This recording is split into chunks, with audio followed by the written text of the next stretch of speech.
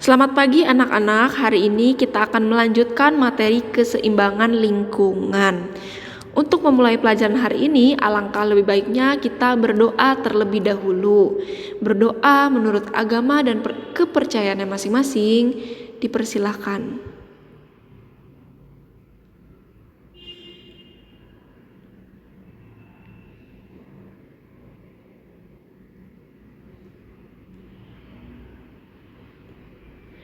Berdoa selesai. Oke, untuk hari ini kita akan membahas apa ya? Yaitu subbab yang terakhir mengenai upaya menjaga keseimbangan lingkungan. Nah, anak-anak, upaya menjaga keseimbangan lingkungan ini nanti akan Ibu bagi menjadi 2. Ada apa saja?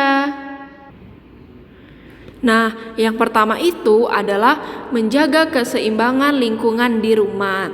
Jadi, anak-anak, berbagai upaya untuk menjaga keseimbangan lingkungan itu dapat kita mulai dari lingkungan yang paling sederhana, yaitu rumah. Nah, di dalam rumah ini kita dapat melakukan keseimbangan lingkungan. Ya, ada apa saja? Yang pertama, menghemat kertas, plastik, dan deterjen. Oke, yang pertama Ibu akan membahas mengenai plastik. Oke, bahwa kita ketahui ya anak-anak, kertas itu berasal dari kayu. Jadi dengan banyaknya kita menggunakan kertas, maka banyak juga jumlah pohon yang ditebang. Nah, bagaimana caranya? Makanya kita harus menghemat kertas. Tapi apabila kita misalkan kebutuhan pekerjaan kita menggunakan kertas, lalu bagaimana, Bu? Nah, anak-anak, kita tetap bisa menjaga keseimbangan lingkungannya dengan apa? Dengan mengelola limbah kertas didaur ulang. Jadi sehingga tidak ada penumpukan limbah pada lingkungan. Karena dengan banyaknya limbah yang ada di lingkungan, itu juga dapat memperburuk keseimbangan lingkungan. Oke, kemudian yang kedua itu kita harus menghemat plastik. Nah, anak-anak, bahwa kita ketahui ya, sampah rumah tangga, terutama sampah plastik, itu juga harus dihemat. Kenapa? Mengingat sampah tersebut sangat sulit diuraikan. Jadi, gunungan sampah plastik yang dapat mencemari lingkungan itu, dia akan merusak keseimbangan lingkungan. Jadi anak-anak, sebelum bab 5 ini ya, Ibu juga sudah bahas mengenai apa saja sih yang bisa bisa yang didaur ulang ya kan, sampah-sampah.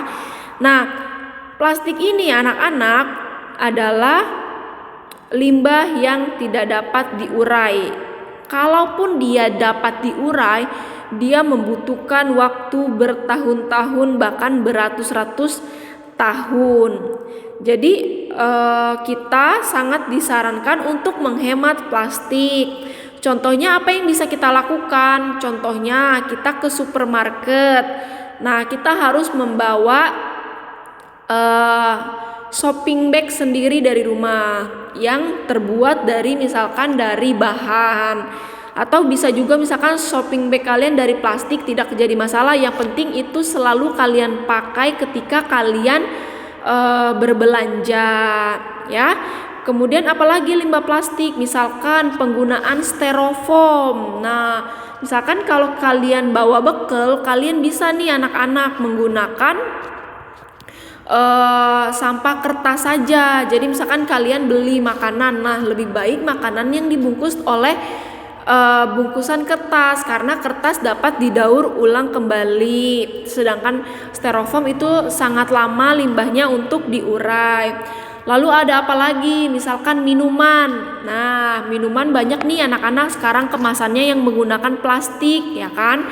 Bagaimana cara kalian mengurangi? Misalkan kalian di sekolah supaya nggak beli minum botol, kalian membawa tumbler sendiri. Nah, itu adalah hal-hal kecil yang sebenarnya adalah kalian sudah melakukan keseimbangan lingkungan. Oke, kemudian yang ketiga itu ada deterjen.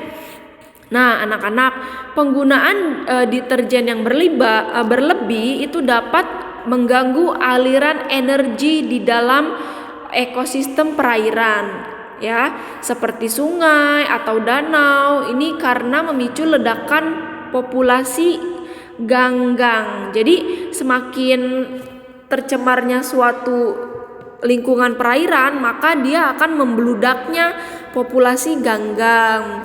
Kenapa yang tercemar ekosistem perairan? Karena deterjen kan bentuknya cair yang pasti akan juga mengalir ke perairan. Lalu bagaimana kalau deterjennya kalian buang di tanah? Udah pasti tanahnya juga tidak akan seimbang, akan merusak struktur tanah. Zat hara tanah itu akan rusak. Jadi sebisa mungkin kita mengurangi penggunaan deterjen.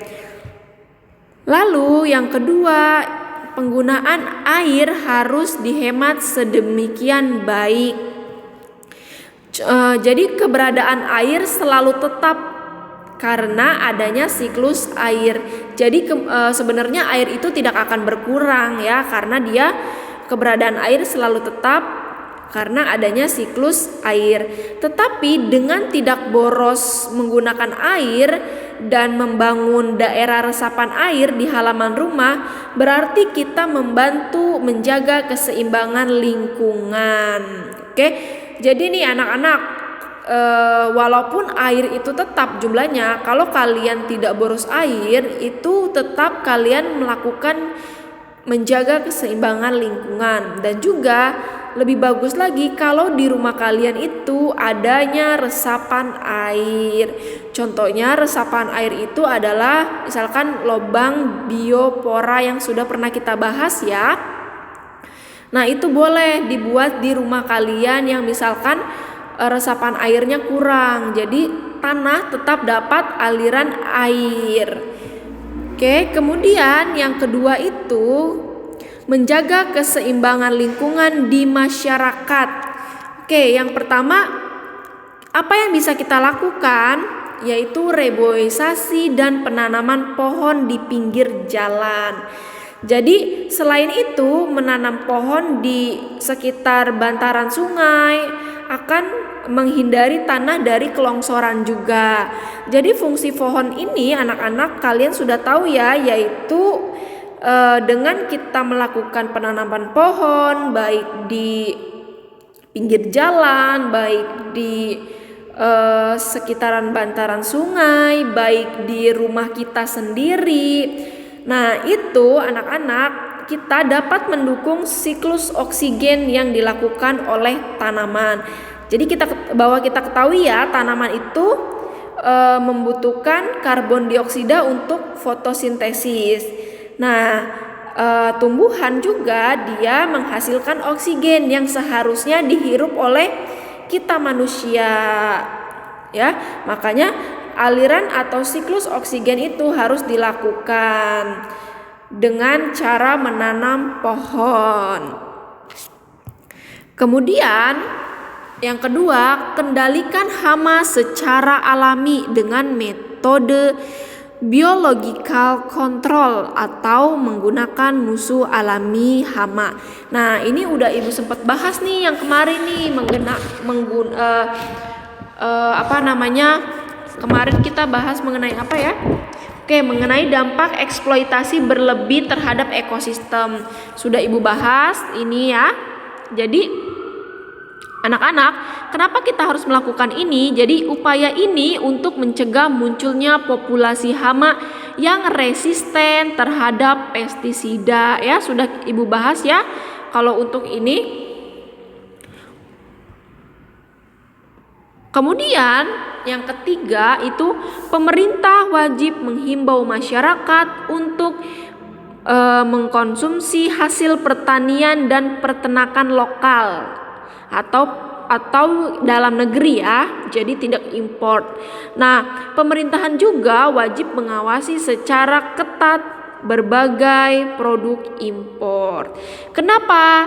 Hal ini harus dilakukan untuk mencegah masuknya spesies asing ke dalam negeri kita. Nah, contohnya ada beberapa bulan yang lalu atau tahun lalu ya kasusnya, ada yang namanya wabah di dalam jamur enoki ya. Nah, itu jamur enoki kita import. Ada yang dari Cina dan ada yang dari Jepang. Ternyata import dari Jepang itu bermasalah karena terdapat spesies asing yang ada di dalam si jamur enoki tersebut. Nah, itulah halnya kenapa kita diketatkan untuk menggunakan produk impor. Jadi kalau kita tidak bisa menggunakan jamur enoki, kita bisa menggunakan jamur-jamur lain yang bisa hidup di Indonesia seperti itu. Kemudian yang terakhir, pemerintah mewajibkan AMDAL. AMDAL itu nanti ada di bab 7 ya, yaitu analisis mengenai dampak lingkungan saat pembangunan industri. Jadi saat pembangunan industri atau misalkan pabrik, pemerintah itu harus mewajibkan si industri mengurus AMDAL-nya terlebih dahulu. Kenapa? Jadi perusahaan itu harus memperhatikan konsekuensi kemungkinan kerusakan lingkungan lebih lanjut ketika melakukan pembangunan pembangunan industri di lingkungan tersebut. Oke, jadi nanti bab selanjutnya kita akan membahas mengenai limbah ya, karena tadi Ibu sudah sempat membahas mengenai limbah. Jadi nanti ada limbah organik, limbah anorganik ya. Yang plastik tadi itu adalah limbah anorganik. Dan kita tadi juga sudah Ibu sedikit membahas mengenai AMDAL. Nah, AMDAL tersebut itu akan dibahas di bab setelah limbah. Oke, Ibu akhiri pertemuan hari ini. Silakan dicatat dengan lengkap. Kenapa? Karena materi bab 4 sudah selesai ya. Ibu ucapkan terima kasih untuk pertemuan hari ini. Selamat siang.